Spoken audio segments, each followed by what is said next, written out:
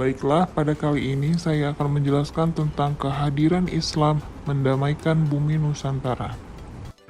Pernahkah kalian menghadiri acara takbir akbar atau pengajian umum? Jika pernah, tentu di sana ada seorang mubalik atau dai yang sedang berceramah menyampaikan ajaran agama Islam. Para mubalik dan dai tersebut berceramah dengan gaya dan ciri khasnya masing-masing. Tujuannya agar menarik perhatian hadirin sehingga mereka memahami materi yang disampaikan. Demikian pula yang dilakukan oleh para penyebar Islam di Nusantara. Mereka berdakwah dengan penuh semangat dan keikhlasan. Samudra yang luas bukanlah penghalang untuk berdakwah, justru sebaliknya menjadi pemacu semangat. Sambil berdagang, para penyebar Islam tersebut datang ke Nusantara untuk berdakwah. Kedatangan mereka disambut hangat dan diterima dengan baik. Hal ini disebabkan dakwah yang mereka lakukan adalah dakwah yang dilakukan secara damai, bukan dengan kekerasan. Indonesia dikenal sebagai negara dengan penduduk muslim terbesar di dunia. Padahal, jika kita melihat sejarah lahirnya agama Islam yang dibawa para nabi, Indonesia tidak begitu dikenal. Namun, berkat kegigihan para dai dan ulama, perkembangan Islam di Nusantara begitu pesat sampai saat ini.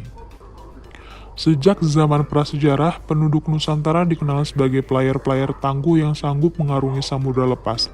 Menurut catatan sejarah, pada awal Masehi sudah ada jalur pelayaran dan perdagangan antara kepulauan Indonesia dengan berbagai daerah di Asia Tenggara. Wilayah Nusantara yang menjadi lintasan pentingnya perdagangan adalah wilayah Nusantara bagian barat, yakni Malaka dan sekitarnya. Masuknya agama Islam di Nusantara melalui jalur perdagangan berlangsung dengan cara-cara damai. Ajaran agama Islam mudah diterima dan mendapat perhatian dari penduduk Nusantara. Berbagai sumber sejarah menyatakan bahwa agama Islam sudah masuk ke Indonesia pada abad ke-7 Masehi. Yang pertama adalah teori Mekah. Menurut teori Mekah, proses masuknya Islam ke Indonesia adalah langsung dari Mekah atau Arab, terjadi pada abad pertama Hijriah atau abad ke-7 Masehi. Selanjutnya adalah teori Gujarat. Teori Gujarat mengatakan bahwa proses kedatangan Islam ke Indonesia berasal dari Gujarat, yaitu pada abad ke-7 Hijriah atau abad ke-13 Masehi. Gujarat adalah sebuah wilayah di India Barat, berdekatan dengan Laut Arab. Teori selanjutnya adalah teori Persia dan teori Cina. Menurut teori Cina, proses masuknya Islam ke Indonesia berasal dari pedagang Cina, yaitu pada abad ke-7 Masehi. Cara-cara dakwah di Nusantara adalah dengan cara berdagang, pendidikan, perkawinan, hubungan sosial, dan kesenian. Ada juga kerajaan-kerajaan Islam di Nusantara yang sangat berpengaruh terhadap perkembangan Islam di Nusantara.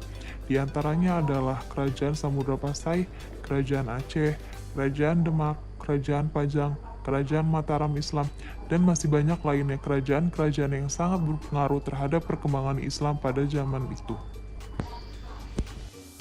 Demikian materi yang saya sampaikan. Selanjutnya adalah pemberian tugas. Carilah informasi dari berbagai sumber tentang materi kehadiran Islam mendamaikan Nusantara. Sekian dan terima kasih.